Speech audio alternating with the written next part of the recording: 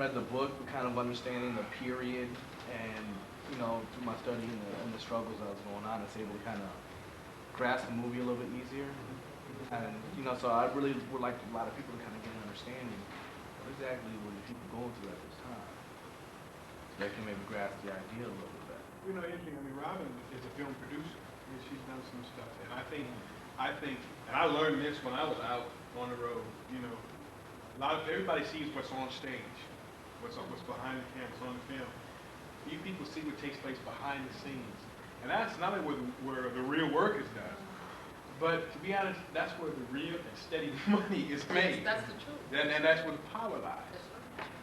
Because most artists are constrained to whatever segment of performance they're doing.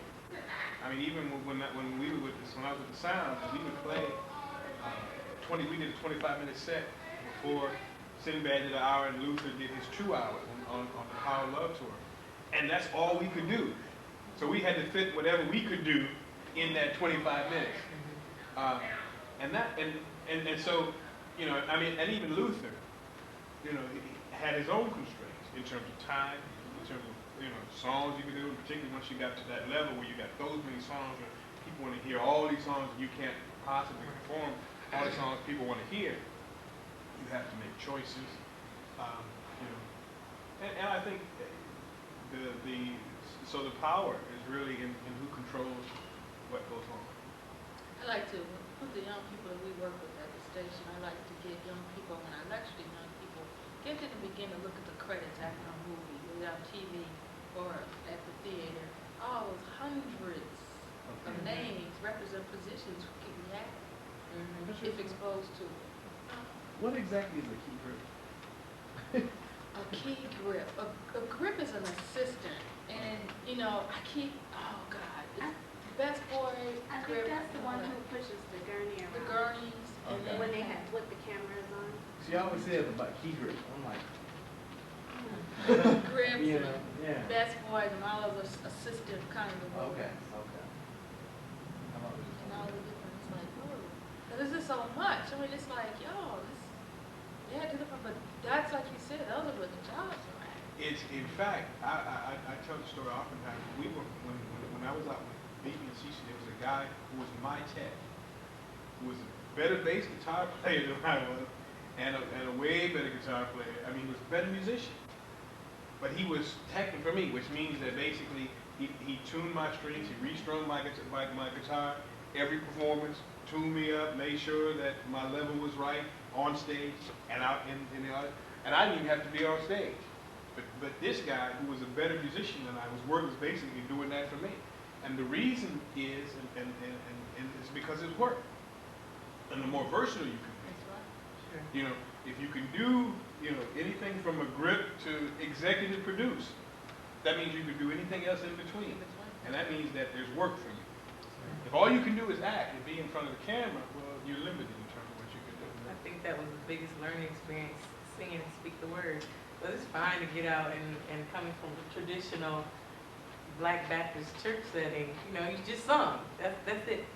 To get back, and we have a recording studio in our church, and to be on 2 CDs with the church, and they're talking about pull this up, pull this down, lay it on this kind of track, mix it like this. I'm sitting there just awestruck. And like, you have to do this how many times before the people see the final product? And this is a live piece that they're doing, a live taping.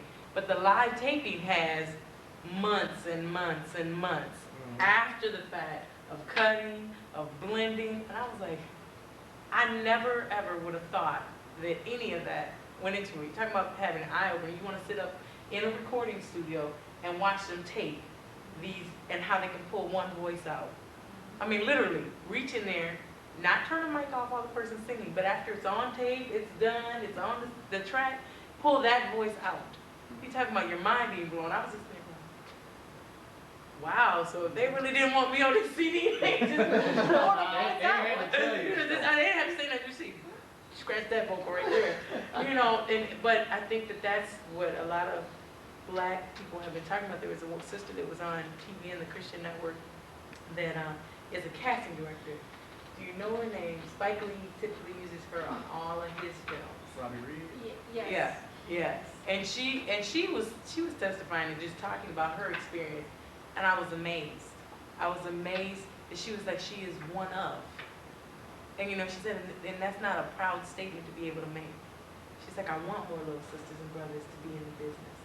And sometimes people have no idea that this is even a route that they can go. Her sister's actually got involved also. I was in a group that did the stay in school with the journalism and stuff like that, and we had her sister actually come fly in and Okay. talk to people, talk to people about getting into business and what all you gotta go through. You see Essence? Who's on the cover of Essence? Tracy Edmonds. That's who she actually got a company. And she said, and I read the article. People take my magazine. And but the article underneath it says, "Don't call me Mrs. Babyface." Fair statement. Say something. Oh boy, he'll open me up like that. I think that it's important, and I always take, Joe didn't give you the background for me. I always take things, especially from an African American female standpoint, from a biblical standpoint. So that adds yet another guideline and structure, so I'm not just grabbing the stuff out of the air. So I preface everything that I say before I start to talk, to take what you need and leave the rest. They are my views, my God-given inspired revelation on the topic and subject. And you may need some, you may not need others. So take what you need and leave the rest. On that, many times, I went through this whole thing. My background is political science. I went to school for that. Ended up University of Michigan. Ended up coming out with a triple degree in women's studies, African American studies, and political science. Because Just like school that much. yeah, I just love school. Actually, I came out a year under time, so I came out 3 years with it, and just it was my niche. It was where I was destined to be. And out of that, I went through a real stage of Ungawa Black Power, I'm woman to hear me roar, and telling everybody off. Everybody. And did you know? And went home and got a good Black History Month sermon from my father when I wanted to tell him about how comfortable he had gotten in his blackness and being middle class. And woo, I learned more Black history, I think, that day in probably 2 years of school. He let me have it, so it was fair. But in that, in coming out of a mindset of, I'm a woman, I can do everything, I don't need no man, and that angry, militant, feminist kind of perspective that many people track us into. To hear statements like that, I think it's fair that you need to give African American women their just due, but I think African American women need to also always be about community, family structure, and the good of the whole, as I think African American men need to be also. And when we have that kind of mindset, working together in conjunction, we have some folks that can put fathers out of the household. You're selling babies on the auction block. You're changing folks' names. You're stripping them of family ties. You're gonna have a disenfranchised group of folks, period, starting there. Do we still, even out of that, have strong communities? Yeah. But what happened throughout the process? Then it was the next phase. Okay, if your family's gonna have any kind of economic stability, pop's got to go up north to get a job. That's And leave separate. the family Then somewhere then else. they had another little tactic. Okay, well, you need a little assistance. We'll help you out, but you can't have the man in the house. Not in a Reagan really Throughout- found that one to work. Throughout. There is a systematic, and we cannot discuss about how things start until you start talking about systematic, Yeah. structured, intentional means that people have used to divide and conquer. And it's all, people are like, well, you can't tell me someone sat down and thought of this whole plan. Believe it. And yeah, I can, and I can give you statistical facts on if we just watch from our communities to Native American Indian communities of delivering blankets with smallpox in them to kill them off. You're telling me that's not systematic? If you look at that, then you can connect it and look at AIDS. Okay, if these things are created and passed on, who has the technology, who has Exactly. the labs to bring it in and do it. Now, does that give us an excuse No. or a write-off to be able to continue in these behaviors? No. Part of the responsibility that I take is on a regular basis, and hanging on my wall in my office, my students got me, when I used to work at MCC, a big picture that has two sisters back to back, and it says each one, it says sisterhood at the bottom, but they added a plate. And I never even really pounded this into their head, but this is what they learned out of being involved in my office and things, was each one reach one, each one teach one. And it was always all about linking up and grabbing hold of somebody else and sharing and connecting. And if we don't do that, then what's going to continue to happen is what started so long ago, and people knew why it was happening then, but now generations don't have any idea. Where does this strife come from? Where does this competition between black man, black woman come from? Where does this welfare, give me a handout, and or the man got his foot on my neck mindset come from? Yeah, Where does so this you let's up. destroy Yeah. each other mindset come from? You know, and if we don't start dealing with that, we can't deal with what's happening, the enemy in us. Us not liking ourselves, us not liking our community, us not liking what we look like, us not, I'm not talking about not wearing makeup and not, and having hair all over your head, because everybody has a different look, and some folks need some enhancement. They need Revlon, they need Maybelline, God bless them, short of eyes. So I'm not talking about that. I'm not talking about, you know, putting people down, light skin, dark skin, good hair, bad hair. I'm not talking about any of that. I'm talking about liking yourself in here because you're not bought into a sack of lies that somebody's selling you about your very being and beginning. And with that said, before you even plug in another question, I hope you don't mind, I'm gonna segue this into another area. With those pieces, what we typically get caught up in is, first of all, let's start with individually, us. If I don't like me, if I'm not comfortable with who I am, if I don't know who I am, what I offer, what I bring to the table in any interaction, if I didn't know what my role was here today, I could be talking about how the cheese was processed and made in Wisconsin and be giving a lecture on food. Y'all be like, thought we was here for something else. You would have been, but I didn't have a clue of what I'm here for, so I'm always gonna be wrong and giving you information you don't need. Well, knowing my role here is as important as I need to know my role in life, okay? So, if we go back and we look at, I told you I do dating, mating, relating, and that's part of interactions. Dating for me and for what Joe knows, I typically have him come and do the male side of this at my school, is the opportunity to collect data, experience new people and places and things, but you're only going to collect data to help support what you already know about yourself. So how do you go back and find out about yourself? Are you a talker or thinker? Are you a dreamer? Are you outspoken? Are you an extrovert, introvert? Are you a dominant personality? Are you laid back personality? Are you in front of the camera, behind the camera? Or are you both? Are you family oriented or individual minded? All of these things, there's lots of different categories. I'm just throwing out some that we typically use, are good. How many of y'all can name a personal characteristic?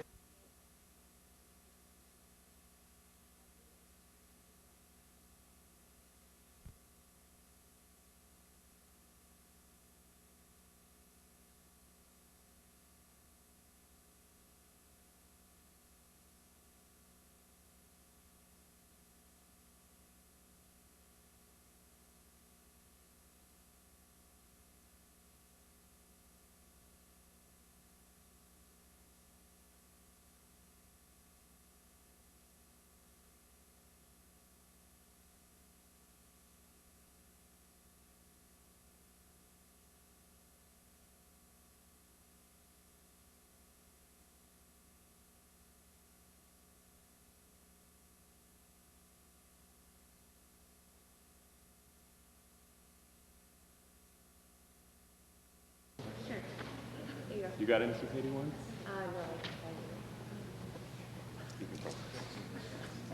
Thank you. You're welcome. Here we go.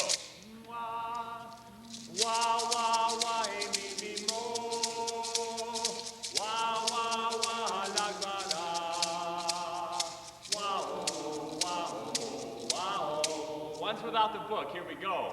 Wa wa wa e mi mo e mi ono ye wa wa wa alakbar ameta wa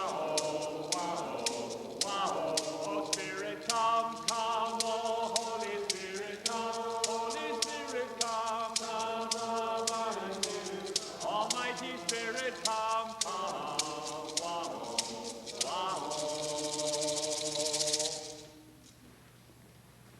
The Lord be with you. Let us pray.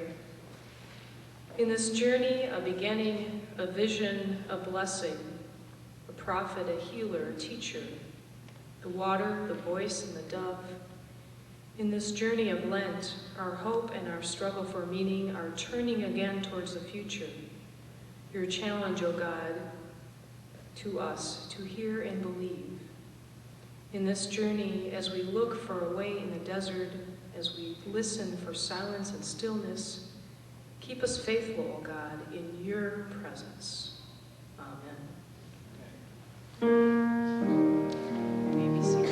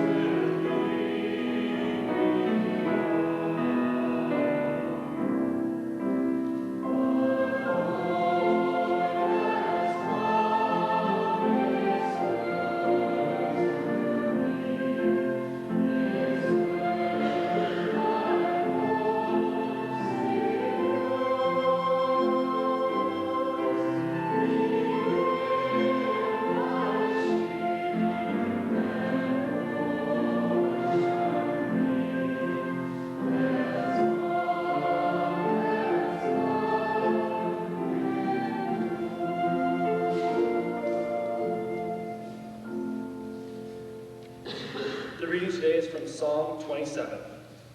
The Lord is my light and my salvation. Whom shall I fear? The Lord is the stronghold of my life. Of whom shall I be afraid?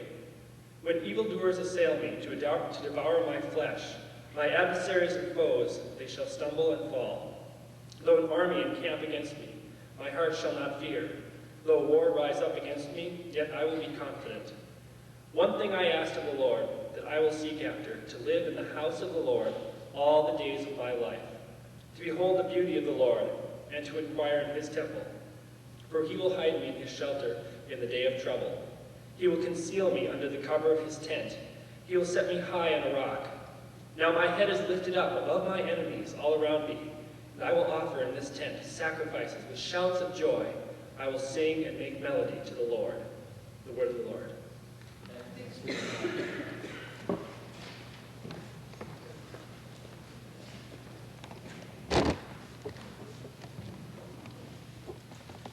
Well, good morning, everyone. Thank you all for being here. My name is Leo Epea. I'm a senior here at Augsburg College. My last name is spelled E-P-E-E and not E-S-P-E, as a lot of people might have seen around campus. So I'd like to clear that out of the way. And real quick before I start, I would really like to thank Pastor Dave Wold and the whole campus ministry team for giving me this opportunity to speak today. So if you could please give him a quick hand and a blessing.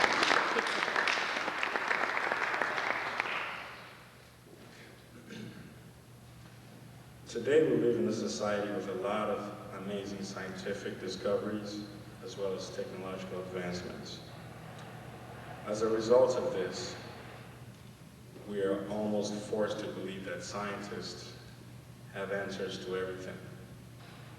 The whole reality of God, the creator of heaven and earth, has almost been thrown away.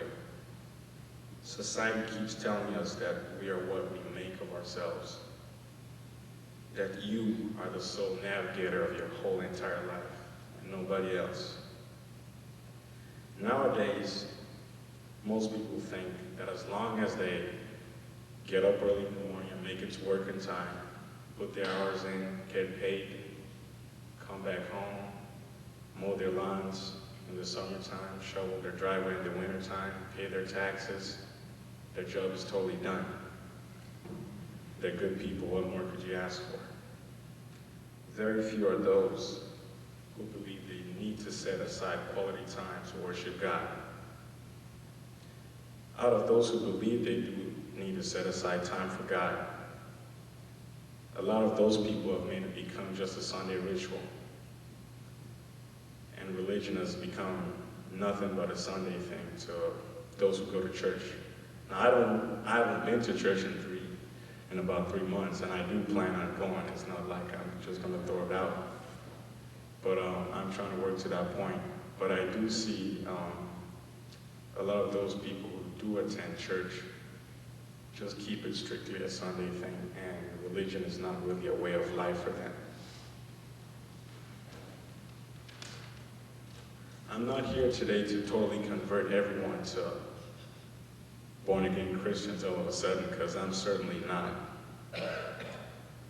But what I do know, or what I'm here to do, is to challenge your thoughts on the existence of God and his activeness, the activeness of God on earth. I believe that there's a God on this earth that is active in every aspect of our lives.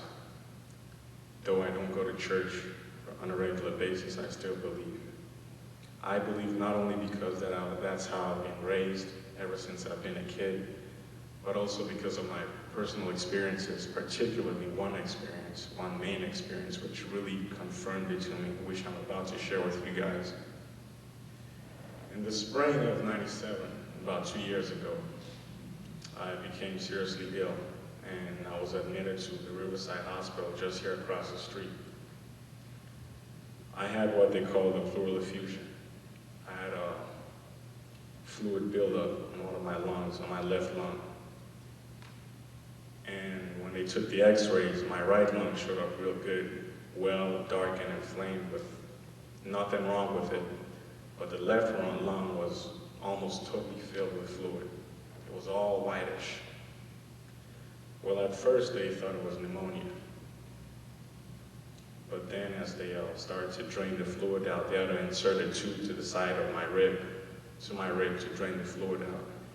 That took about 4 days, and the fluid just kept on, rushing out, and they drained about 5 liters out of it.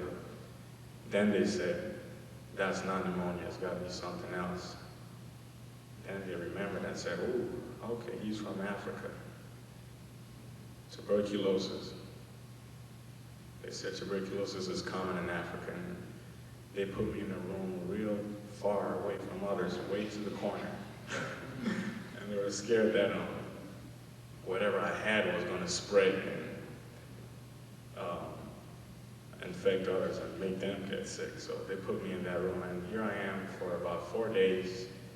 I mean, really sick, sweating, can't sleep at night because of the pain, because of the tube to my side. And I have been admitted to the hospital before, but I got admitted this time. there were times where I'd really think, laying down in my bed, is my time up in life or what? Because I felt really, really awful. And by the time I got out, I'd lost about 20 pounds in just 4 days. So they said tuberculosis while I was there, and they ran so many different tests. They took my blood test, saliva test, everything they could. And now they said they were going to test the fluid that they drained out, and that normally takes about 6 months. So after draining most of the fluid out, because there was still a little left, they told me to leave on the 4th day.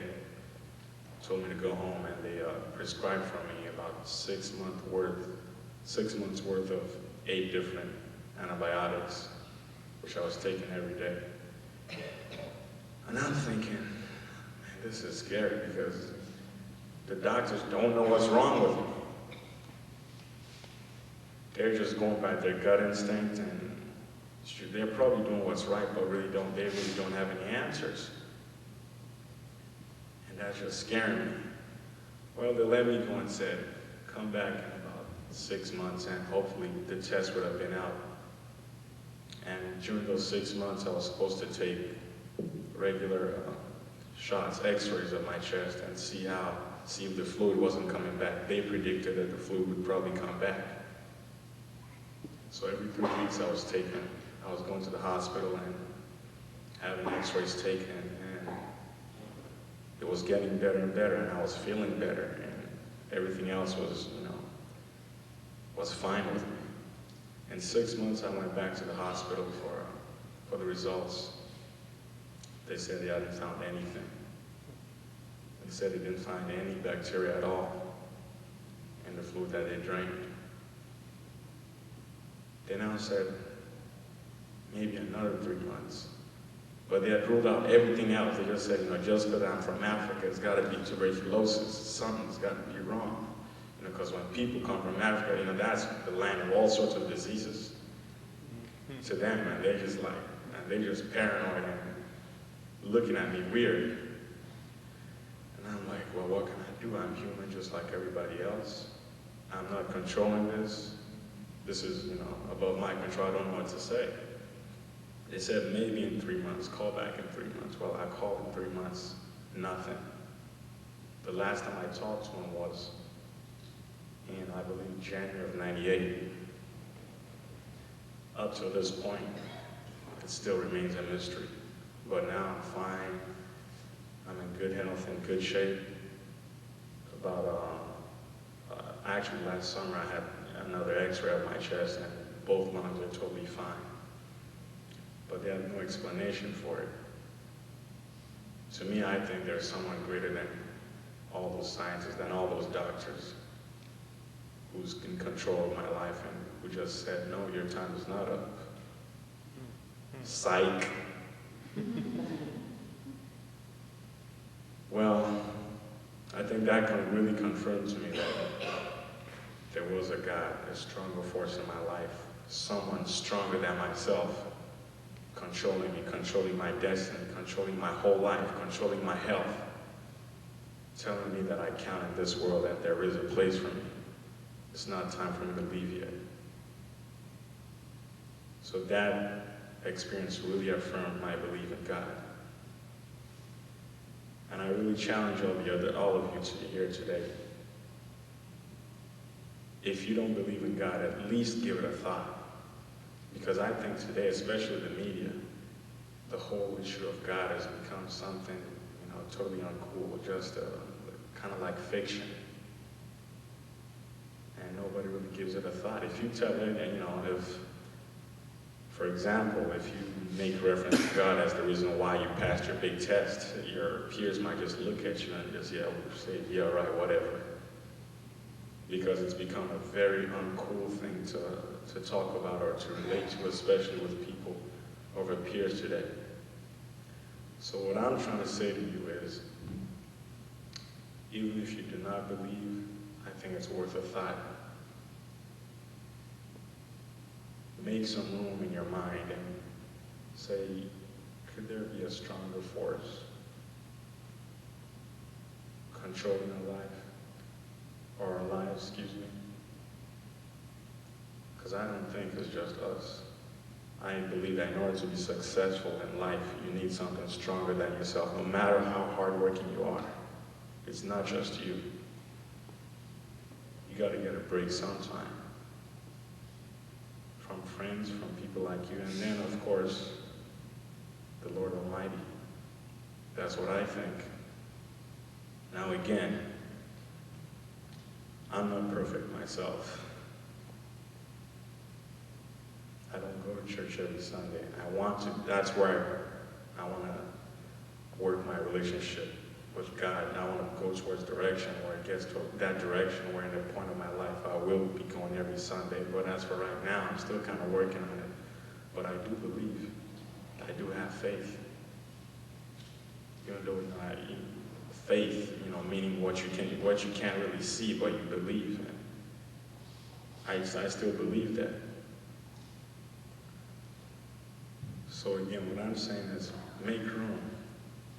And going back to what I'm saying that I'm not perfect, I still have questions for God as well. When I was a kid and my parents used to raise me and lecture me on the Lord, if I had questions that they couldn't answer, they would just tell me, don't question Him, don't question God. Just go with what you're told. Well, so today I still have one main question for God. It's just the whole issue of death. Why is it such a mystery? That's the one thing that I don't understand. Supposedly when someone dies, they go to, they're believed to go to heaven, which is a better place. But how do we know that? Let's say if there was a video that we could, or see him on, watch TV and see him in heaven, then I'll believe it. Then I'll be for sure. I'll be happy that they've left. I mean, I'll miss them, but I'll be happy that they've gone to a better place. But what I don't, what's so frustrating to me about death is not just the person who dies themselves, but the pain and sorrow that they leave behind. I haven't had anyone in my family die, but I've had close people die. People who are close, or even people who are close to my friends, and the way they deal with that is terrible. So that's the one question that I have for God. But I believe that someday there's probably going to be an answer for that. Maybe not until we die. And that's why I think it's unfair. We're never going to know until we get there. But that's the big, question that I have for God. But everything else, I do believe that there's someone out there greater than us, controlling, directing, that we don't know of. We just think it's us. And especially in this country, I believe, again, because of all the scientific discoveries, technological advancements that's going on, God's not an issue. So, but I believe, I'll continue to believe until I'm proven wrong, and I don't think I'll ever be proven wrong. So again, if you're at that point where you're struggling, thinking, should I accept God in my life? I think you should give it a chance.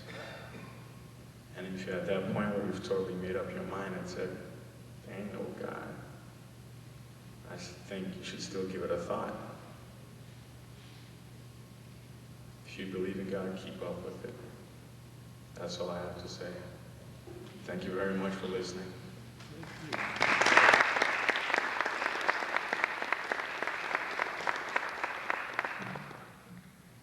Thank you, Leo. Leo's been very active in campus life in many ways. He's the head of the Pan-African Student Society along with Trina, Pan-African Student Union, and played soccer, has been involved as an active participant in so many ways, and we really are sad to see all of you seniors go, but we will give you a send-off with this prayer. Let us pray. Eternal God, we thank you for Leo Eppy and for our life together in the Augsburg community. As he has been a blessing to us, so now send him forth to be a blessing to others. Show us all your ways, O Lord. Teach us your paths. Guide us in your truth and teach us, for you are God, our Savior, and our hope is in you all day long. Amen. The first stanza, Precious Lord.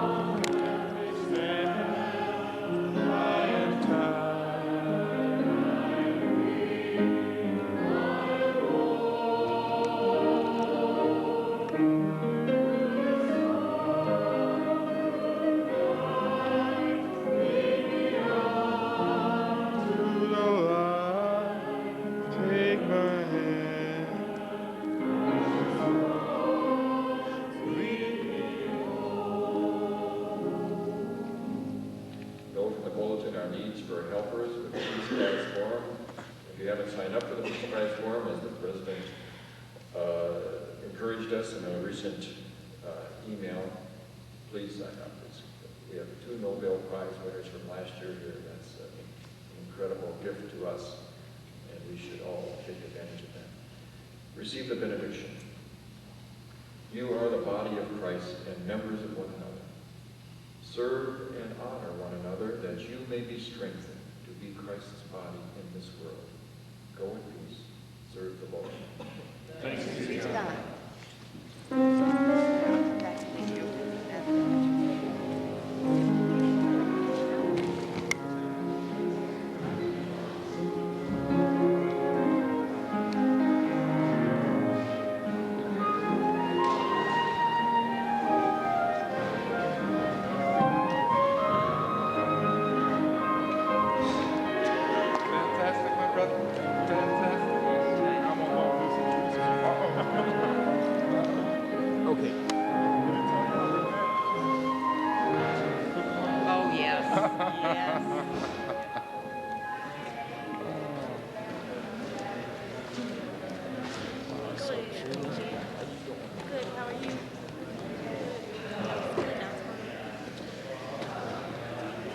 Brother, where does this go? Oh, I guess I'll Yeah, it over there. When we walk out, get ready to share with you. Oh, thank you very much.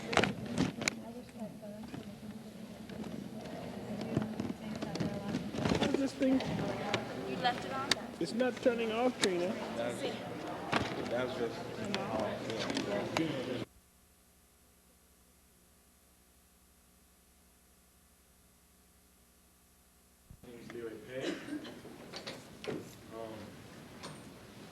Thank y'all for showing up. We hope to see more people walk in as time goes on. And all I have to say, it's an honor to have the opportunity to introduce a very great gentleman here to you, Brother Makwa Hatana. And he's an ex-Black Panther. And the story about how we met is just so interesting that I can't help but tell you. Just about a couple months ago, last summer, I was at a grocery store with a friend of mine, and we were shopping, and we saw Brother Mac with the jacket, the jeans jacket, and he had the flag of Zimbabwe on his arm, and my friend was in Zimbabwe, and my friend walked right to him, and I was like walking down the aisles, and I see my friend talking to this old gentleman with a hat, and I'm like, what is he doing? Talking to that man, and the conversation keeps going on and on and on, and then I finally turn around and say, let me go see what's going on out there, and he just says to me, what part of the motherland are you from? And I'm like, how do you know? And it happened that he had been all around Africa, and he knew so much about the motherland, and he had lived in Tanzania, he had also traveled all around Europe, and he went into, his life story, and we just kept on going and we ended up talking for about 45 minutes right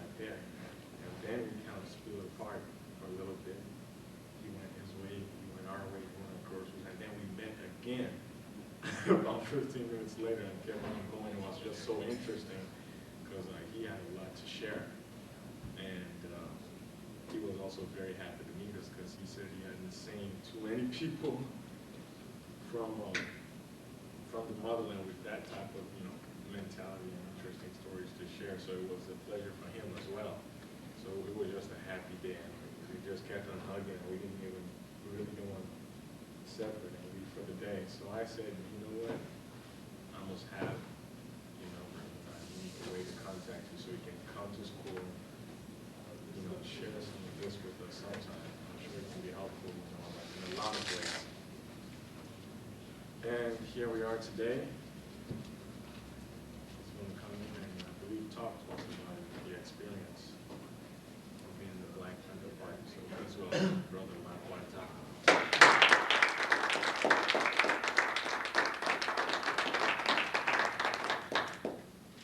Brothers and sisters, before I begin my presentation, I have a very special treat for you.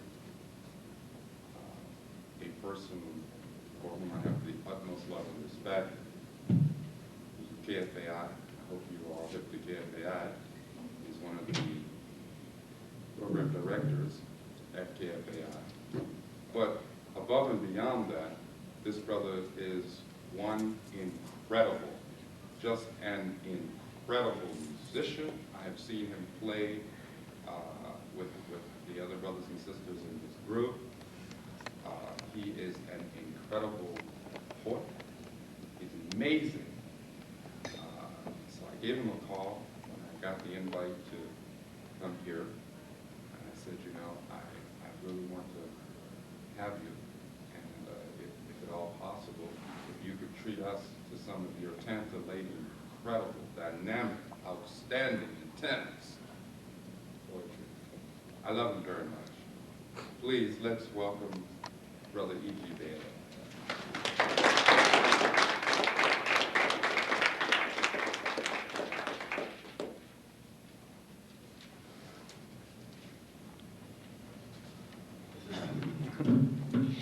I hope I can live up to those words.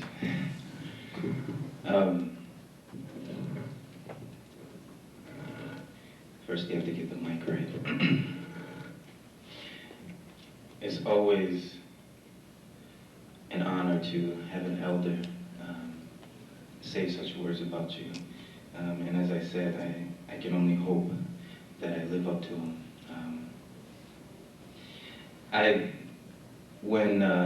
Well, actually, I have a story of how Larry and I met.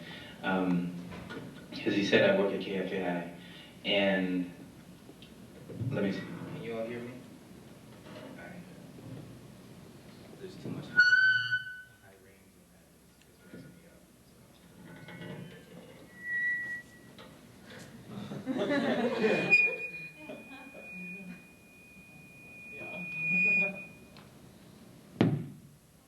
All right.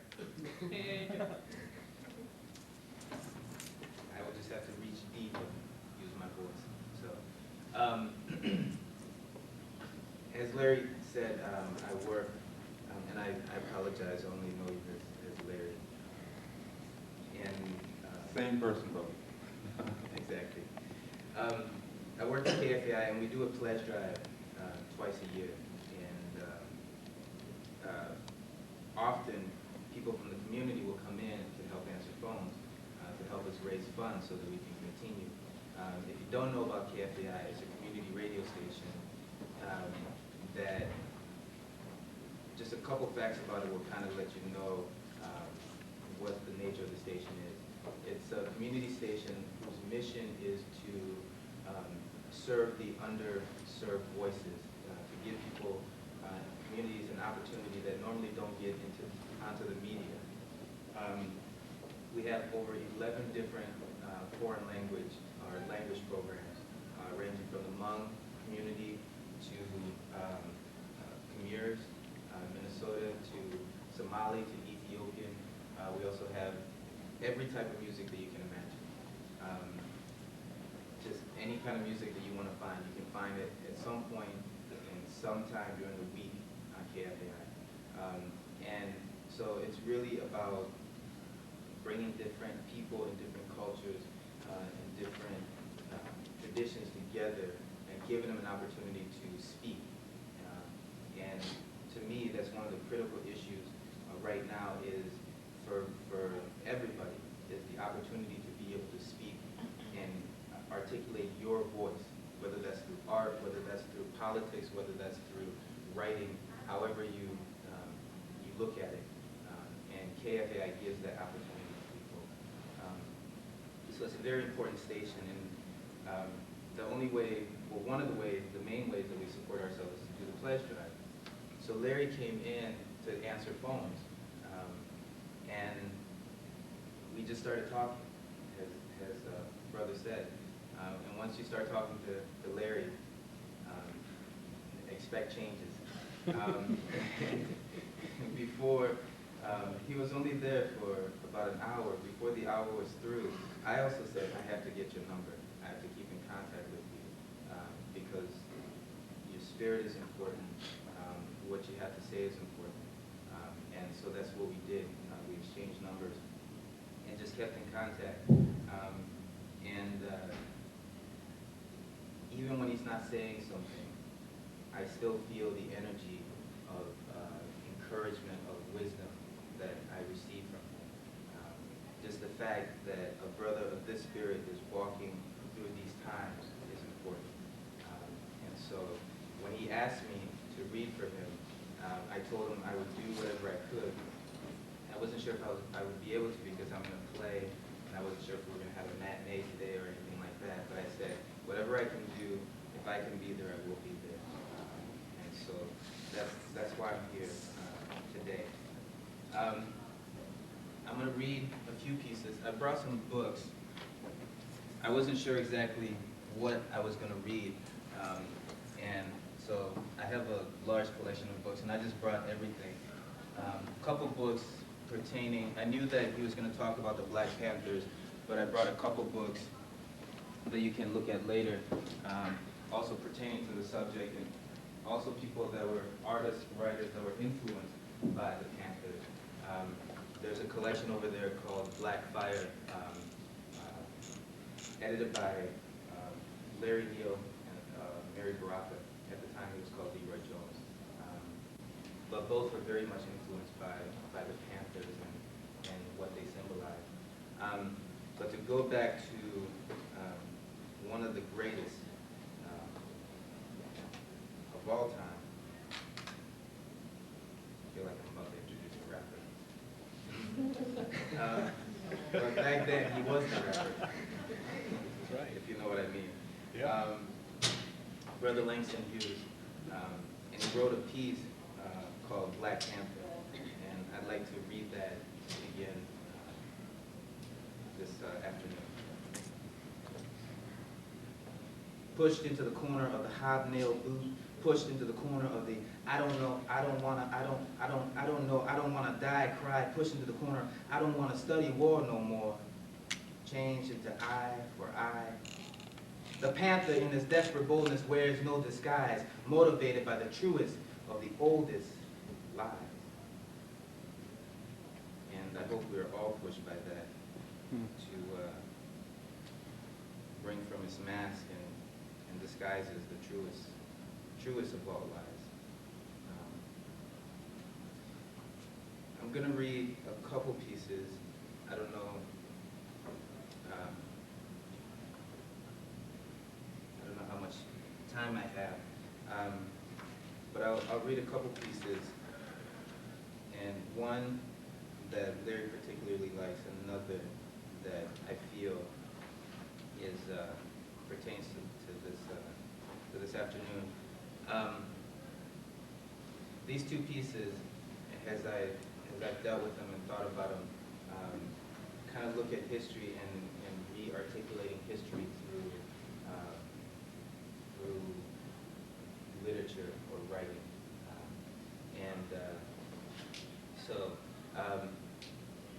The first piece is called My Father Was a General in Hannibal's Army.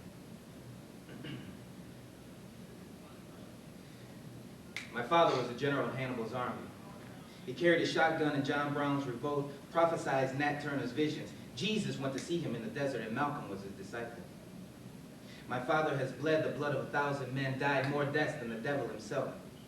He's been resurrected more than Lazarus can count. He was thrown overboard from the slave ship, and he learned to breathe underwater and founded Atlantis. He became a water walker, wandered back to the Nile until ISIS were to find the broken pieces of a brother's body. He was with Martin in his hour of need, when Martin asked, I knew this would come, but why? There was still work to be done, so he traveled back to Africa, sang war songs with the Mau Mau, taught the children how to march in Johannesburg. He prayed with Mandela. Garvey was his pupil, and he taught Huey how to shoot a gun, and H. Rap how to map. Gave Maya back her voice after the tears of rape choked her silence. My father was a general in Hannibal's army. His blood is in my heart. I'm here to find my destiny. I'm here to complete my fate.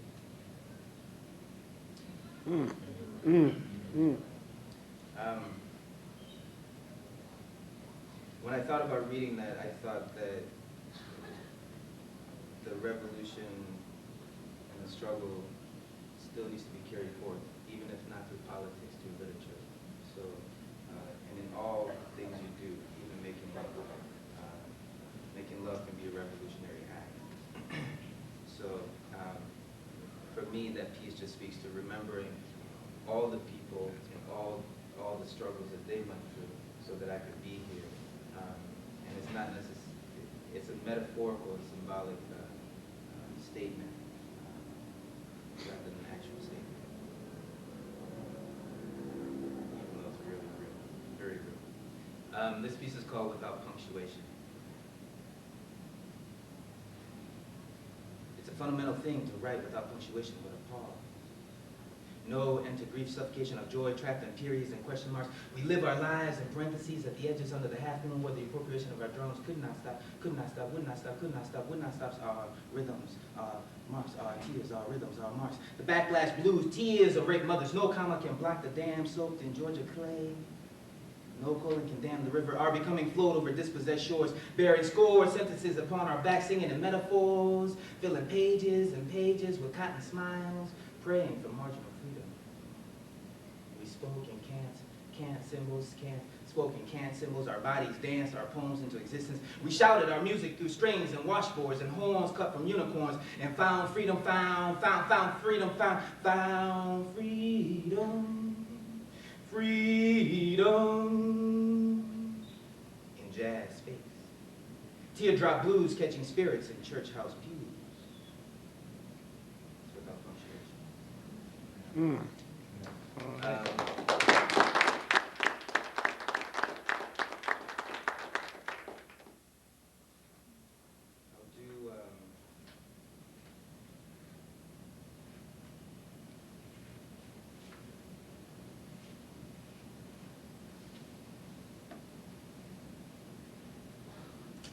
One more just after this slide.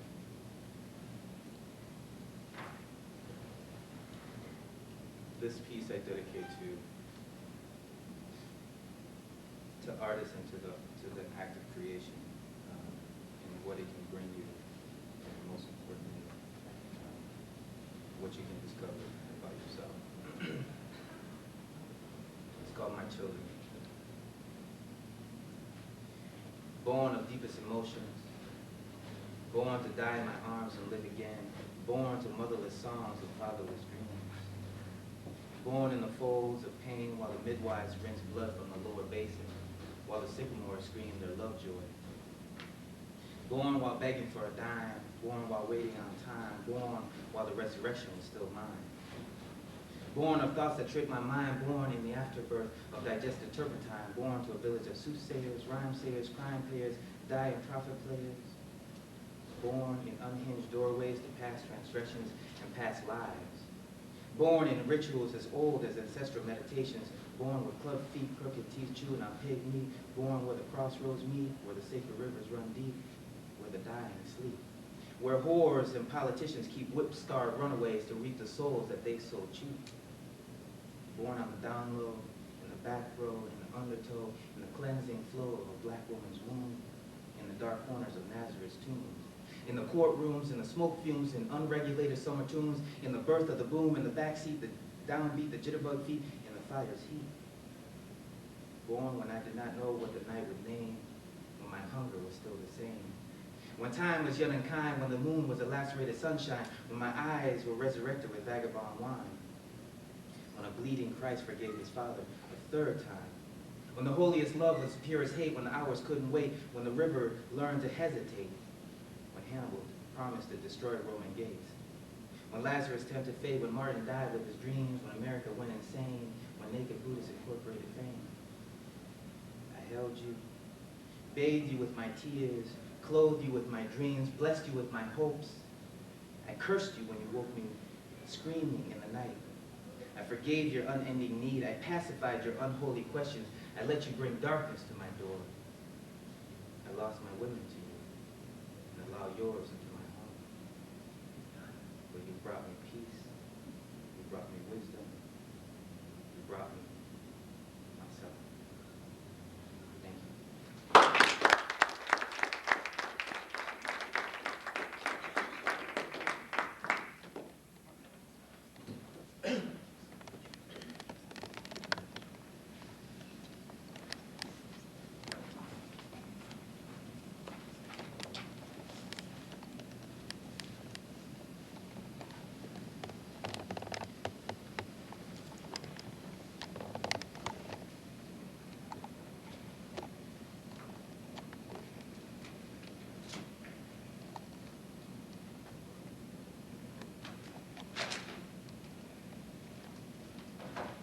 Brother, beyond expectation, thank you very much. Asante.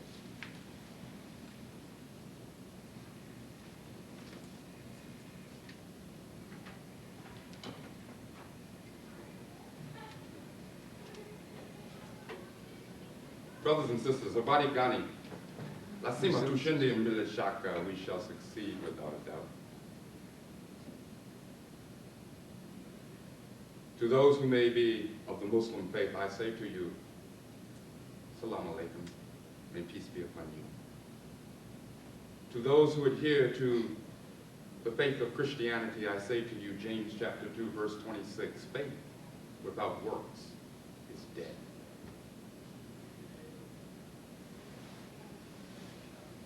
To my indigenous brothers and sisters, I say, Sonolete, Sowasalo. We do not walk alone, for the Great Spirit is always with us.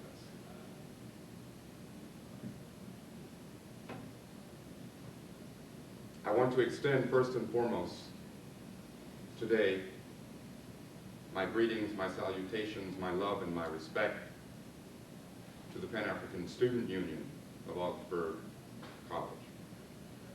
I want to say a special wish of thanks and appreciation to Brother Joe Mukandisi.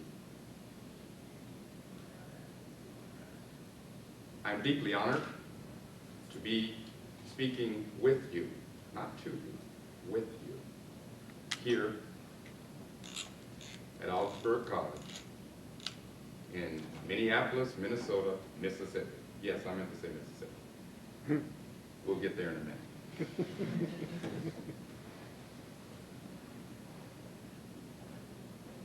It really is a spiritual thing, a political thing, a very deep and profound thing to be amongst people of goodwill. My brothers, my sisters. There may be some enemies here too, but who knows? We might be able to touch them as well. Today, brothers and sisters, we're going to be taking an intimate look at the Black Panther Party. Or in other words, we're going to be journeying. We're going to be journeying from the not too distant past back to the present. Because our struggle still continues. So this is what I want you to do. Take a deep breath. Fasten your seatbelts. All right. Good. I'm telling you. Gird your loins. We're going to journey together today. We're going to ride. As we take this journey, let us remember all of those who have come before us, from the motherland and indeed Mother Earth. Let us remember Brother Kwame Ture, known to some as Stokely Carmichael, who in his unrelenting spirit continued the struggle right to the very beginning, not the end. And who in the spirit of Kwame Nkrumah, in the spirit of Harriet Tubman, in the spirit of Malcolm X, in the spirit of John Brown, in the spirit of Betty Shabazz, Patrice Lumumba, Tecumseh, Chief Joseph, Huey P. Newton, and so many, many more, still lives in our hearts and in our minds. While we take this journey, let's evoke the spirit and wisdom of these heroes and sheroes as we take an intimate look at the Black Panther Party, right on back to the present. Well, you see, not that much has changed. The Black Panther Party. What is it about these words that evokes consternation, fear, loathing in the minds of corporate media, in the minds and hearts of overt and closet racists, and even in the United States government, while simultaneously evoking pride, evoking hope and determination in African American communities and other communities of color, and throughout the minds and hearts of all poor and oppressed people in this nation and throughout the world. The Black Panther Party. What is it? In order to find out, we must take a journey. We must journey back to the year 1966. Not that far ago, actually. In 1966, not unlike today, racism was rampant. Police brutality was endemic. U.S. corporate thievery and profiteering at the expense of poor and oppressed people, and in particular black and other people of color, the world over, was the order of the day. Not unlike today. Not unlike today. In 1966, the United States government and the U.S. military was engaged in an escalating and a very bloody and unjust war against other people of color in Asia, most particularly Vietnam. In 1966, on the mother continent of Africa, the struggles against European colonialism had already begun years prior. And persons such as Amilcar Cabral, Samora Machel, Samuel Nujoma, and many, many more sisters and brothers on that continent had either already set or were in the process of setting the tone and direction of the struggles for liberation and independence on the continent of Africa. In apartheid South Africa, known as the Union of South Africa, you know what I mean, that other USA. In apartheid South Africa, an inordinate amount of brothers had been either executed, imprisoned, or driven into exile.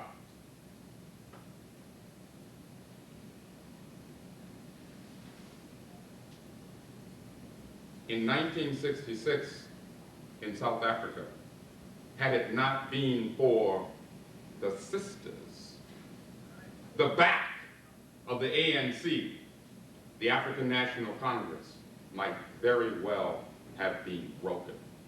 Please remember that. For the sisters would have no part of defeat. The sisters would have no part of withdrawal, the sisters were the ones who stepped in and kept the ANC going and the struggle against apartheid strong. You might say the sisters had the courage, the tenacity, the intelligence, and the creativity, which is really what beauty is all about, to keep the struggle alive. It was the sisters in South Africa who, in the words of Maya Angelou, years later, said in very profound ways, "It's still our rise." For indeed, we did rise in South Africa as the struggle goes on even today. In October of 1966, in a place called Oakland, California, we call it Oaktown, in this USA, the United States of America, birth was given to the Black Panther Party for Self-Defense, as it was initially named. In Oakland, sisters and brothers were systematically and openly being brutalized and murdered by the so-called defenders of justice. Yeah, justice. The defenders of justice, wearing badges and calling themselves the police department. Not unlike today. This was occurring not only in Oakland, Northern California, but this brutality and repression in 1966 was occurring in the North, in the South, in the East, and the West, throughout the United States, or some would say, Babylon. The seeds for the Black Panther Party really began in 1962. They began with a conversation between two college students. That's right. Began with a conversation at Oakland's Merritt College. The conversation had to do with a discussion that was going on between these two college students, as well as other college students, about the NAACP and civil rights laws. The interesting thing, as it turned out, was that these two college students in particular happened to be Huey P. Newton, later to become co-founder and Minister of Defense of the Black Panther Party, and Bobby Seale, later to become the chair, as we called him, the Chairman body of the Black Panther Party. By 1967, the party had spread throughout the United States like a wildfire, like a brush fire. People were saying, no more. The Black Panther Party, by late 1967, early 1968, had dropped the For Self-Defense Party and simply referred to ourselves as the Black Panther Party. The party had chapters, and when I say party, we tend to just call the Black Panther Party the party. So if I slip up and I say the party, I'm talking obviously about the BPP. The party, by 1967, had organized chapters in every major and many minor cities in the United States. Can you imagine what folks would think? The Black Panther Party, in a very short period of time, had gained the respect of African Americans throughout the United States, other people of color who were oppressed, and even a significant number of oppressed and disenfranchised white folk. Show you right. The party, as we members referred to it, was known for our very strong belief in defending the physical and human rights of the people. Note that I am saying physical and human rights. The two are interlinked. However, the party did some other things. Many people thought of the Black Panther Party as being simply one who carried the gun. That was an important part, but the operative term is part. You should know that the Black Panther Party engaged in and initiated various significant programs, such as the free clinic and free medical care programs. We called them free health clinics. Breakfast programs for children. Free food programs for any and everyone. Senior citizen or elder programs. And free clothing and free shoe programs. The party believed in survival. These programs were an integral part of what it was all about. Needless perhaps to say, the Black Panther Party was hated and despised by the police department all over the United States, and of course by the United States government. Somehow there does seem to be a slight contradiction. Food, shelter, clothing, health programs, the right to self-determination somehow raise the ire of the authorities. Somehow we in the party were not surprised.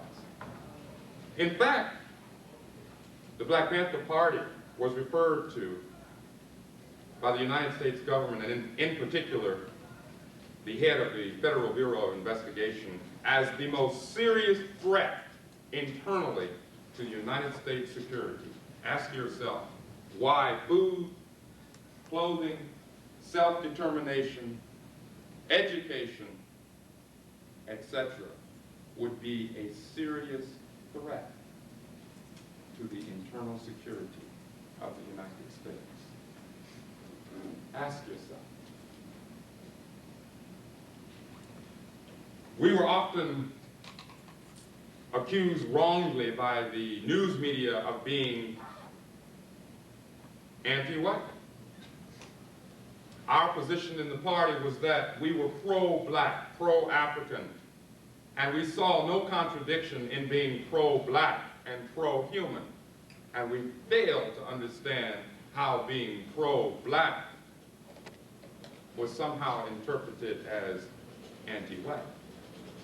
Think that one through. Even today, when you say Black Panther, people think, oh, those were the folks who hated black folks. We were too busy in our own communities to bother about hating white folks. We were too busy making alliances and organizing in our communities to get caught up in that trap. Now, although only black people were allowed to be members of the Black Panther Party, the party worked with and formed strategic alliances with other progressive and or radical organizations of color, including, but not limited to, organizations such as La Raza Unida, Chicano organization, AIM, the American Indian Movement, progressive Japanese and Chinese organizations, black student unions, the Peace and Freedom Party, which was a majority white organization, and the Third World Liberation Front, which was located at colleges and universities all across the country. The party was determined to make workable and viable alliances with persons like ourselves who wanted to take control of their own destinies. Be those persons be in poor white communities, be those persons be in the barrios, be those persons be on the reses or the reservations. Ours was a struggle in which the cry was, all power to the people.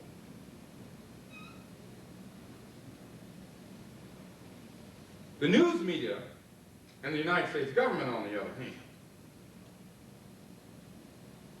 were determined, as they remain today, determined to, please listen closely, misinform and disinform.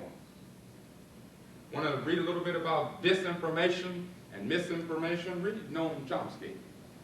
If you're not hip to him, you ought to be. Understand how misinformation and disinformation works in America, land of the free and the home of the let's leave it alone.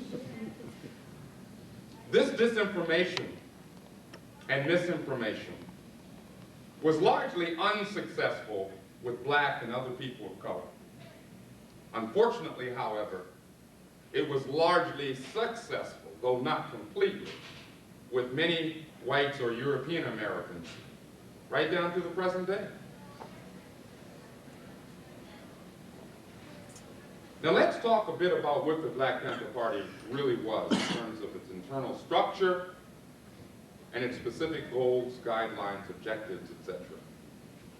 Before you leave here today, or when you leave here today, I want you to really know what the Black Panther Party was.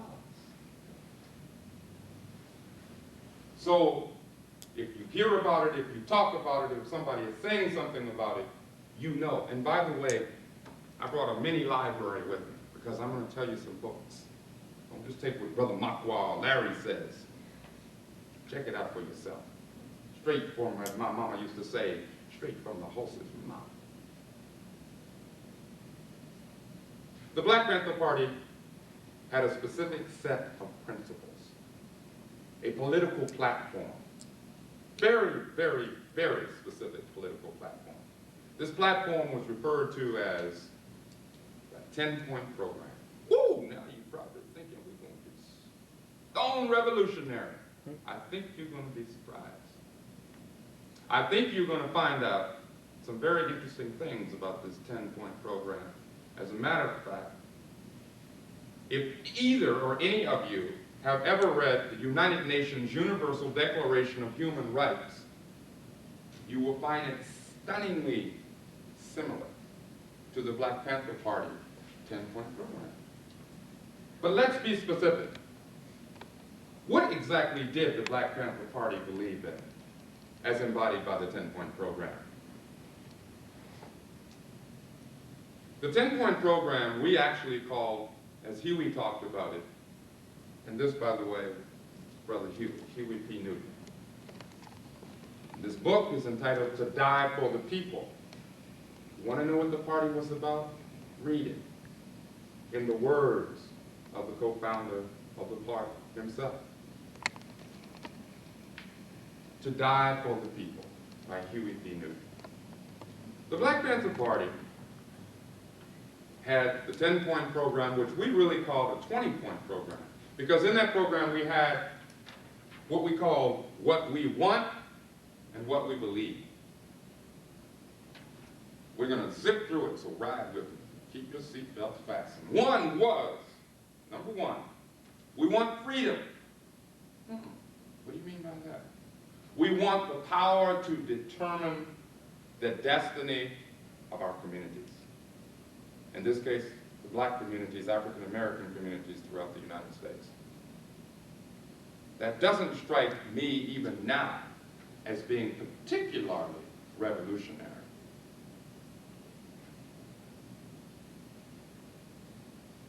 That was what we wanted. What we believed with respect to point one was we believe that black people will not be free until we are able to determine our own destiny. Are those just words? Look, all we meant was we won't be free until such time as we can determine our employment needs, our health needs, our cultural needs, have knowledge about ourselves, etc., etc. Real simple, real basic things. That was the power of the party. The power of the party was we kept it simple. We kept it basic. We had a term that we called intellectual masturbation. Couldn't stand that. People used these long 10-gallon words. Nobody understood what they were talking about, but they were talking to each other, but not with the people. Point 2 of the Black Panther Party 10-point program was we want full employment for our people. Now, as we discuss the 10-point program, I want you to think simultaneously. I want you to think both then and now. Ask yourself if these objectives have been obtained. This is 1999. In a few months, we will have gone into the next millennium, the year 2000. Think about that as we discuss the 10-point program. We want full employment for our people. My God, how revolutionary can you get? J. Edgar Hoover would roll over in his grave.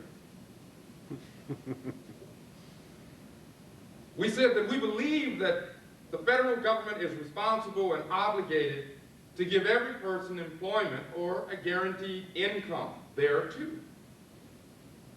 We said that we believe that if the white American businessman will not give or allow full employment, then the means of the production of employment should be taken from these businessmen or business people and placed in our own communities so as to employ our people and to raise our standard of living. Today, do we have gainful employment? As a matter of fact, we have gone backwards.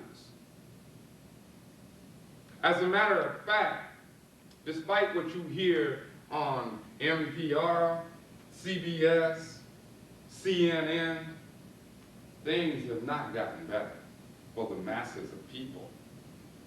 They've gotten worse.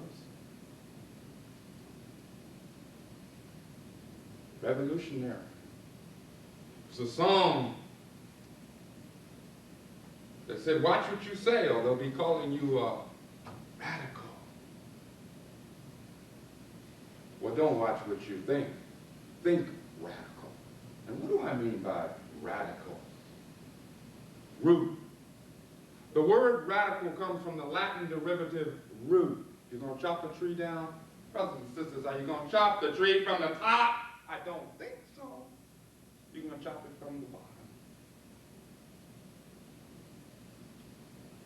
If you contract cancer, what are they going to try on you? Radical chemotherapy. What is that? Well, that's rad. Yeah, it's radical. They're going to try to go into your body and remove the cancer. Logical. Sure, Hoover and the boys thought it was pretty revolutionary, especially as it's applied to political, social, economic, and cultural thought. Point 3 of the 10-point program was, quote, we want an end to the robbery by the capitalists of our black community. Capitalists. Well, basically what we're saying is it comes from the base word capital. Capital is money. We had a thing that we would say in the party. People say, baby, I just want profit. I just want a profit. You know what we call profit? Legalized thievery. Profit, as far as the party was concerned, if there was to be profit, it should have gone back to the people. It was the people who should profit, not an individual and not a corporate elite. We wanted an end to the robbery in our community. Now, those of you who are Christians, I'm sure will understand that with respect to Jesus, when he was depicted as having been dealing with the money changers. Remember that, how he walked in the temple? He wore them out, didn't he? He wore them out. Because in that respect, he was a revolutionary. Show you right. By the way, Jesus was impaled for sedition. Did you know that? Sedition. Sedition is a political offense. Check it out. Don't take what Brother Makwa said. Check it out. Read Josephus, the accounts of Josephus, who was a Jewish historian. But there are many other accounts.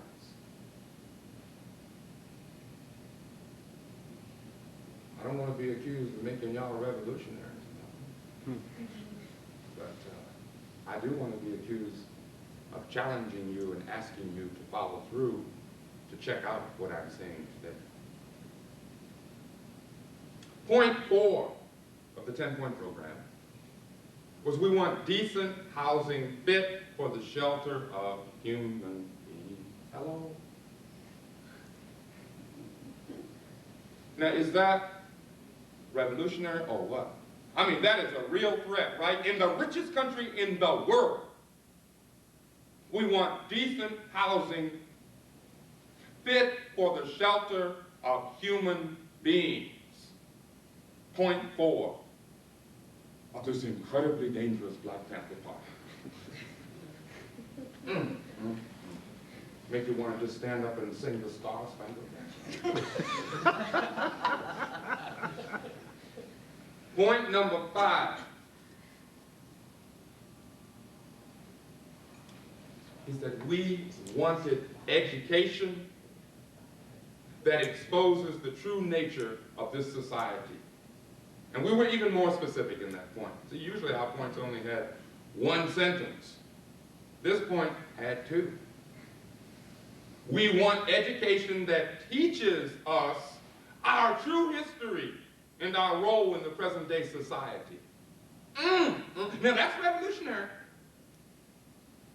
It's revolutionary when you really stop and think about it. Lord, have mercy. The true nature of the society. We want education. What do I mean by education? What did the party mean by education? We meant, for example, knowing that this chump called Napoleon, you know the one with, you all have heard of Napoleon Bonaparte, a little dude, right? He was said to be bad, tough, baddest military machine in the whole world. Sometimes I really wonder what these people thought of when they said the world. What did they mean? Well, we'll say all of Europe. We want education that tells us that in point of fact, when Napoleon took his chump ass over to the island of Haiti, that a ragtag black army beat the daylights out of him and sent him scurrying back to France. Show you right, his name was Toussaint Overture. We want education that's relevant and true and real to our existence. Why don't they teach us that? They tell us about the Buffalo Soldiers with respect to indigenous peoples and black peoples. Let us understand that even though the Buffalo Soldiers were part of an oppressive system themselves, that is not the kind of education that is relevant to us. Why don't they tell us about the Crazy Snake Rebellion in 1905 in Oklahoma? Huh? What was the Crazy Snake Rebellion? Oh, it just happened to be where blacks and Native Indians got together and fought the United States cavalry for years and years and years. Divide and conquer has always been the name of the game. And education, or should I say miseducation, disinformation, misinformation, is really what most of us, indeed all of us, are fed under the auspices of it being education. We said that we believe in an educational system that will give our people a knowledge of self. Why do white folks think that John Brown was crazy? You should really read the writings of John Brown. Yeah, the man wrote. The man was an intellect. The man was heavy. And when John Brown died, was executed along with 3 sons, he made it quite clear that his was not a struggle simply to free black slaves. His was a struggle to free himself. His was a struggle for his own humanity. Why don't we get that kind of education? Why don't we get that kind of education? Lord knows knows when the seed is planted, it just might grow. That is what the Black Panther Party meant by education. We still do not have that kind of education today. We said point number 6 of the 10-point program that we want all black men to be exempt from military service. Now, Sister John might be wondering, well, why do you say all black men? Well, at that time, brothers and sisters, if you were a woman, you really didn't have to worry about being drafted. But if you were a male, you were going to get what you called your greetings. I got my greetings. I remember the school sending me my greetings. Can you believe that? Here I was working with the Black National Draft Resistance League, and the fool sent me my draft notice, which I promptly didn't open, took a red marker, put on the envelope, returned to sender. Dropped it in the mailbox. They did that 3 or 4 times. My point being that you were in serious jeopardy of being drafted. Ultimately, the FBI came and paid me a visit, asked me if I would fight the enemy. I said I most certainly would. They asked me if I would show up at the induction station. My induction station was in Los Angeles. I said I definitely will be there. I was there. I was in San Francisco at the time. I flew down to LA to my induction station with 7 other Black Panthers. And we went in, and by the time we finished at that induction station, they were asking me, would I please leave? Would I just leave? Because I was saying to the young men there, who were La Raza, who were Indian, who were black, who were white, the hell are you doing here, baby? I mean, what is really going down? You're going to go over there and fight a war when you don't even have your economic, social, and political rights here?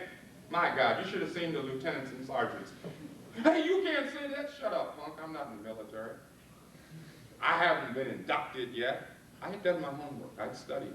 You see, the system at that time was people thought you take this oath and you were in the military. Wrong though. Whether you took the oath or not, it was all about stepping forward. If you made 1 step forward, you were in. You see, when I was standing there, everybody else stepped forward. I'm going to show you right. I'm not going where y'all going, looking at me, but I knew what I was doing. I had studied. Study, study, study. It's important. Other brothers and sisters have schooled me. Back to the point in the 10-point program. We view the United States military as essentially a killing machine, a machine of oppression, a machine, while it talked about God and country, was far more interested in pillage and control. We refuse to participate in that machine. And we called upon other brothers throughout the United States to at least seriously think about saying no. What they're going to do, put you in jail? As Malcolm said, we were born in jail. Point number 7 of the 10-point program was we want an immediate end to police brutality and the murder of black people. My goodness, well, I could be talking about today, couldn't I?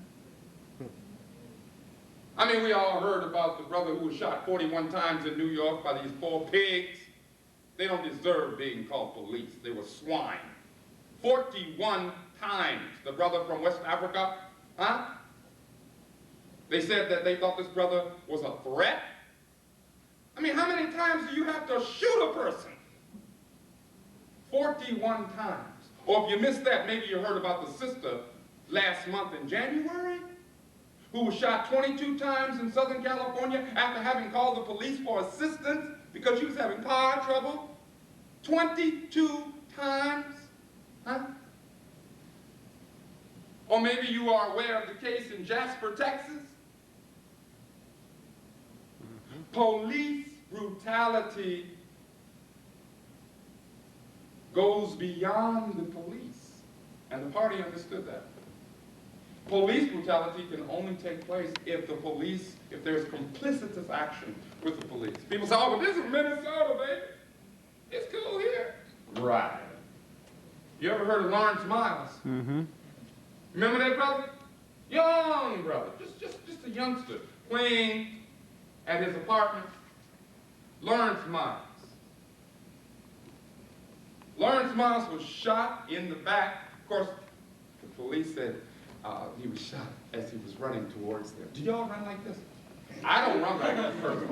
I mean, if I'm running forward. One small problem was that the fire department had its own pathologist, and the truth sort of slipped out.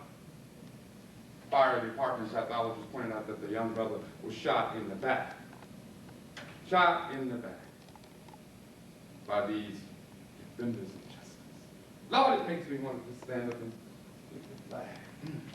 But that is the reality. That's just a small reality.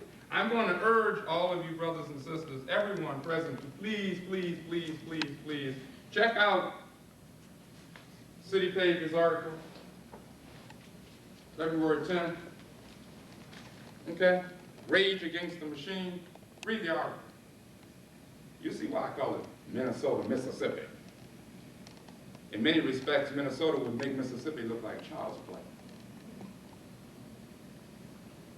This article goes into detail about how this brother who was seeking employment, no, he wasn't trying to paint the White House black. He wasn't trying to radicalize anybody. He was trying to get a job with the city. This brother is now in Hennepin County Jail with 8 counts of terroristic threats having been lodged against him. Read it for yourself, huh? Read the deed. This is not the Black Panther Party news, but the City Pages. Read it, please, I urge you. The relevancy of what the Black Panther Party was talking about is still quite relevant today. Point number 8 of the Black Panther Party 10-point program was we want freedom for all black men held in federal, state, county, and city jails. Why do we say that? It goes on to explain. We believe that black people, sisters and brothers, should be released from the many jails and prisons. Why? Because they have not received a fair and impartial trial by a jury of their peers. Ooh, Lord, the FBI went crazy when they read that. What? I said, well, damn, you know. Bottom line. The bottom line is, you want peace? Give us justice. There will be no peace without justice. Really simple. Did we expect that the government was going to say, okay? No. But remember the tool. Remember the reason, I should say, rather, that the 10-point program existed was as an educating tool. A tool to educate the communities. Not only our community, but any community that was being oppressed would read that and go, wait a minute. That applies to me too. So the 10-point program, as political principles in which the party believed, was not only political principles, plural. It was an educating tool. When you joined the Black Panther Party, you'd better know the 10-point program backwards and forward. Brother, what is number 6? Sister, what is... Okay. You better know it, because you're going to be out there in the street talking to brothers and sisters. And you better know what you're talking about. They're going to ask you, what's the party about? What is this? What is that? Is this true? Is that true? Point 9 of the 10-point program of the Black Panther Party was we want all black people, when brought to trial, to be tried in a court by a jury of their peers or people from their communities, as defined by what? Karl Marx? Muammar Gaddafi? The ANC? No! As defined by the United States Constitution. Hello. That was in the 10-point program, as defined by what? The United States Constitution. And by the way, you think I'm BSing you here? Read the book. The 10-point program is in it. As are a lot of other things. To die for the people. You'll see that what I tell you is the truth. But read it for yourself. Check it out. Read, study, educate yourselves. You know, I always say, you can't expect a fox to tell you who ate the chicken, right? I mean, come on, the farmer's not going to go to the fox and say, did you eat my chickens? Fox is gonna rub his stomach, lick his lip, and say, no. We have to educate ourselves. So it is incumbent upon us to read, to study for ourselves. And that is what the party also believes. I want to read to you very briefly, as far as peers. See, we're going back and forth as far as the 10-point program. And today, a book, Live from Death Row, written by Mumia Abdul-Jamal, a former party member, former Black Panther member. He said, when speaking of the trial, quote, "What is a peer? Peer, one of equal rank, one among equals, one among equals." He said, "I knew the definition of that word, and there was nothing remotely akin to this meaning existing between me and these 7 hard-eyed white men and 5 cold-eyed white women who made up the jury of my, quote, peers," in heavy quotation marks. "I knew that any peerage that they comprise, as indeed they did comprise such a thing, totally excluded me, at least in their eyes. I'm sure that in the eyes of that jury, I was not just another human being. Oh no, I was dangerous. Because darker, I didn't belong. Ask the Irish what the British did to them. Ask the Irish about the potato famine. Ask the Irish about British justice. Peers. A jury of their peers? Could you imagine an Irish freedom fighter being put on trial by a jury of his or her peers? Why, they would be acquitted and probably given them out to get back out there in the struggle for their own independence. What we were talking about in the Black Panther Party was be true to what you say. If you're going to say jury of your peers, then be true to that. Be true to it. Today, we know that that is the furthest thing from reality. Speaking of Jasper, Texas, there was one African American, one black person on that jury of 12 people with respect to the trial of that neo-Nazi racist dog who dragged his brother and dismembered his body under that car. One! Yet the population of Jasper is over 50% people of color and over 40% black. Equal? Equal among peers? Right. So when you think of the Black Panther Party, brothers and sisters, don't merely think of the Black Panther Party as that was then. The struggle goes on. Just read the 10-point program. You'll see what I mean. The final, and what I always consider to be the most important point of the 10-point program was one sentence. One sentence. It said we want land, bread, housing, education, clothing, justice, and peace. Peace. I mean, is land, clothing, housing. I mean, these are real basic things. Read the United Nations Universal Declaration on Human Rights. Read it. You'll be amazed at the similarity between the 10-point program and the UN Declaration, Universal Declaration on Human Rights. Now, I could go on and on about the 10-point program, but I think I've said enough. At least I hope I have whetted your appetite. Check these things out for yourself. That's why I brought these books. I bring them for show. I want you to see they really exist. There's another book. It's entitled The Black Panthers. Small book. You know, the brothers on the block, man, you show them a book like this. Wait a minute. Okay, well, if you brothers sit off the block and you want something smaller, but very accurate, get this book called The Black Panthers. The author is Gene, that's G-E-N-E, and the last name is spelled M-A-R-I-N-E. for yourself. And by the way, the author was not a Panther. The author was white.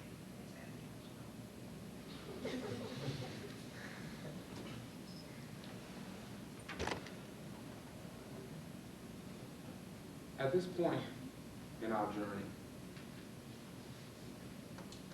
perhaps the question arises as to precisely what motivated brothers and sisters to become members. I mean, what made a person want to become a Black Panther? You didn't know anything about 10-point party program before you were a party member. More than likely. Some people did. More than likely you did not. I'm going to attempt to answer this question in the words of Langston Hughes when he said, what happens to a dream deferred? Huh? Does it dry up like a raisin in the sun?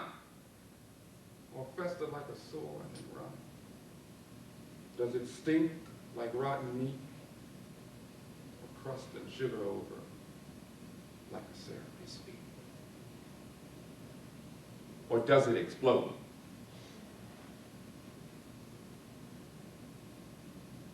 Brothers and sisters were exploding.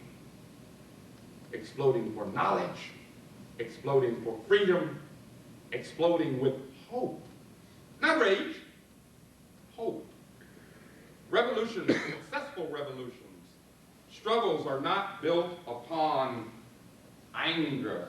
Struggles are built upon hope. Too many of us are so busy fighting against that we forget that the struggle is for, to build. Ernesto Che Guevara said, it is the duty and responsibility of the revolutionary to live. To live. And even if you die in this struggle, yours has been so that others may live. So remember that it is your responsibility, my responsibility, our responsibility to fight for, not against. For. It's so easy. Even now, I often get caught in that trap.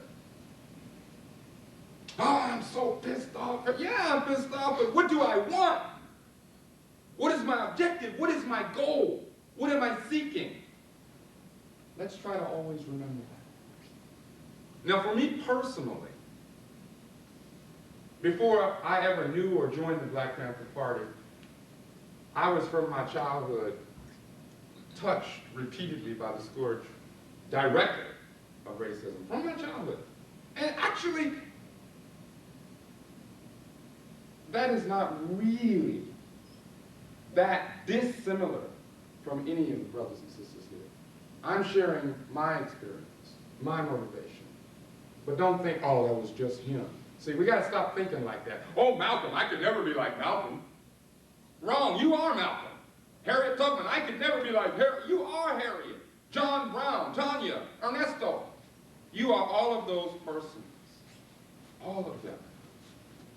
And you have to remember that.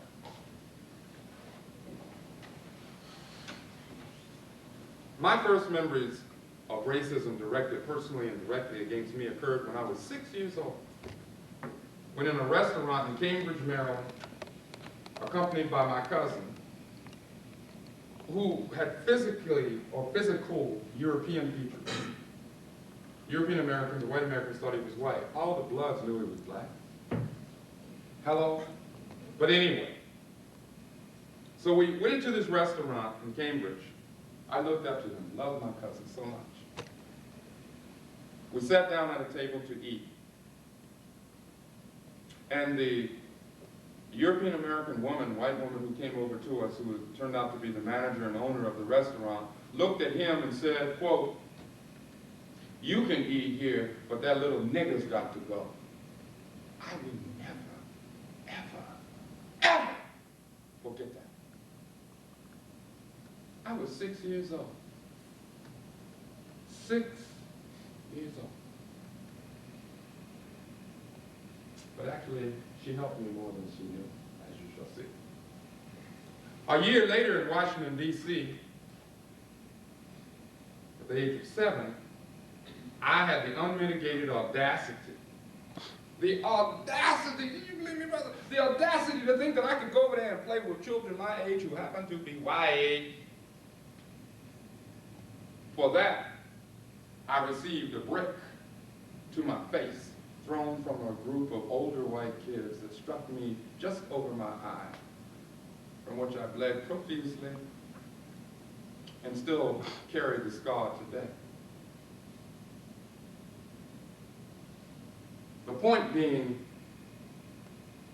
that the wake-up calls continue to happen at a tender age. Now, though it was obviously years later when I was a high school senior in California, when I first became a member of the Black Panther Party, I had already learned lessons at a very early age, lessons that I would never forget. But still, I didn't seek the Black Panther Party. Yes, I had read the Black Panther Party paper. We had a newspaper, or the party had a newspaper. And I read the papers and would read them. But I still didn't go out and seek to join the party. What prompted me to join the Black Panther Party were a set of events, beginning with my decision to attend a rally. There were some deep folks at this rally. H. Rap Brown, Jamil Amin. Stokely Carmichael, Kwame Ture. Leaders of the Brown Beret, the Chicanas. Bobby Seale, Kathleen Cleaver, beautiful sister. Leaders from AIM, the American Indian Movement. Well, I had never in my life been to anything like that. Oh, wait, can you imagine how I felt after hearing these brothers and sisters speak? Lord, I was fired up. I came from a fairly conservative, i.e. conservative in the sense of how I tended to dress and speak, family. My mother had me, became pregnant with me when she was in college. She was going to a state teacher's college. Thus, my economic situation was not exactly wonderful for the first few years of my life. She did finally finish college and began teaching, and ultimately married my father, who was also a college student and ultimately was also a teacher. My point in saying that is simply this, that I tended to be rather, I would talk like this. How are you today? Brothers would look at me like, what? Say what, man? You know, they used to call it talking Hawaii. My parents used to always say to me, whatever you do, enunciate your words. As a matter of fact, I remember being sat down by my mother in particular and saying, you know what? You are going to enunciate your words. You're going to outspeak everybody. I said, good God. I learned. Later, I was to use this tool that my mother had given to me by the grace of God in the Black Panther Party. I'm on the bus. Now let's jump back. I'm on the bus coming from the rally. I'm in a suit and tie. I was not wearing a boa. All right? I was wearing a suit and tie, conservatively dressed, even had a comb in my hair. All right? And sitting middle way of the bus, feeling good, thinking about all these speeches I had heard, like nothing I had ever heard of in my life. I see two Black Panthers get on the bus. How did I know they were Black Panthers? Because the Panther Party had its own guard, wore black berets. And what I'm going to do is I'm going to just pass this around. You all can take a look at it. The bottom picture in particular will show you what the party dressed like. Black berets, black leather jackets, free Huey buttons. Huey was in prison with the symbol of the Black Panther on the button. In any event, these young brothers, I call them young, they were my age. I always thought about them younger than me. But anyway, they got on the bus. I'm looking at them. They were disciplined, they were strong, they were silent, they paid their fare, they got on the bus. Wow. Still hadn't made up my mind to join the party though. They went to the back of the bus, sat down, and the bus pulled off. Unbeknown to me, the bus pulled over at the next stop, not to pick up a passenger, but to pick up two members of the LAPD. who got on the bus, guns drawn, 357 Magnums, went straight back to the brothers sitting in the bus, grabbed them by their necks, pulled them up, and said, "Niggers off the bus, you panther bastards." Well, fool that I was, I jumped up. "Excuse me, officer." Whoa. I was dragged off the bus, shirt and tie, suit, hit, beaten, put in the squad car, taken down to the station, to the substation. Spent the night in jail, was charged with disorderly conduct. I wish I had gotten disorderly on him. But anyway, was charged with disorderly conduct, as were the other two Panther brothers. Next day, I joined the Black Panther Party. Show you right. The next day. So it did me some good. It helped me make a decision, hopefully, that I would have made anyway. When I joined the Black Panther Party, I was assigned to the Ministry of Education. The Black Panther Party was structured. It had a Ministry of Education, Ministry of Information, Ministry of Defense, Ministry of Communications. And if you joined the party, you didn't just join the party. You were assigned to a particular ministry. When I joined the party, the sister that I dealt with first said to me, "Why do you want to join the party?" I said what the young Panther brothers had said when they were being pushed around by the police. They kept saying, "I'm tired of being tired." So I thought to myself, sure. I said, "Sister, I'm tired of being tired." I was only 17. And I was already tired of being tired. I joined the party. And with that began years of experience, of work, of organizing. I was assigned to the education ministry, which meant that my job, my task was to go out and sell newspapers, to go to especially white groups. You see where my speaking thing came in? The party said, "Well, they won't view you as a threat." Boom. They'll listen to what you have to say, because you're not going to go in there talking about, you know. But the bottom line is, I was able to come in contact with comrade brothers and sisters from all over, from every ethnic group you can imagine.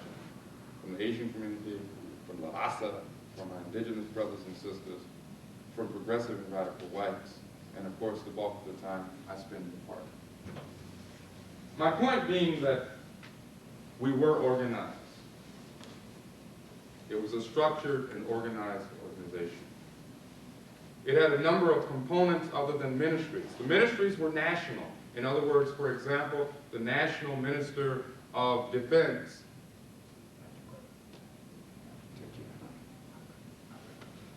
The National Minister of Defense was Huey P. Newton. Huey P. Newton was also the co-founder of the party. The head of the communications ministry was a sister by the name of Kathleen Cleveland. Okay, these were national. But on the local levels, we were organized as well. We had what we called subsections, which consisted of anywhere between 10 to 20 people. And we had sections. So if you were a subsection, quote unquote, leader, you were responsible for 10 to 20 people. You were a section leader, you could have been responsible from 30 to 50 people. Then you had captains. Then you had the heads of the chapter, the entire chapter, etc., etc. So it was very organized, contrary to the popular myth. The Black Panther Party understood that the African community did not exist in a vacuum. Now that's to say, we're not the only oppressed people. However, one of the mistakes that the Black Panther Party, as Huey P. Newton himself pointed out in his book that I just showed you, To Die for the People, one of the mistakes we made was we failed to adequately politically educate in our own communities. That was a major, major mistake of the Black Panther Party. In a sense, and certainly not deliberately, We defected from the community. You might be surprised to hear me sing these things, but you need to know the whole picture. In a sense, the party defected from the community. The community did not defect from us. We defected from the community since we did not do our job thoroughly of educating the community politically in terms of what we were all about. Okay? In addition, the Black Panther Party, as were other organizations such as RAM, Revolutionary Action Movement, SNCC, RNA, etc., was a primary target of a national United States government program which came into existence, and I wonder if anybody knows what I'm talking about. It's called COINTELPRO, the counterintelligence program, a program set up to frame, murder, and discredit, and I am quoting United States congressional records, frame, murder, and discredit viciously political activists. And by the way, it really hasn't changed. You need to check it out for yourself. I keep saying this. Please, don't just accept what I am saying. Check it out for yourself. Book 3, final report, select committee to study governmental operations with respect to intelligence activities, U.S. Senate, April 23rd, 1976. I want to share something with you. Sex, drugs, violence, conspiracy, etc., were used consistently to try and discredit and destroy the Black Panther Party. Read this report. It is worth reading. It will chill you to your bones, but you need to know it, because not knowing it won't make it not happen. It won't take it away. A United States senator specifically asked in 1976 during the COINTELPRO hearings if COINTELPRO had stopped. Guess what the answer was?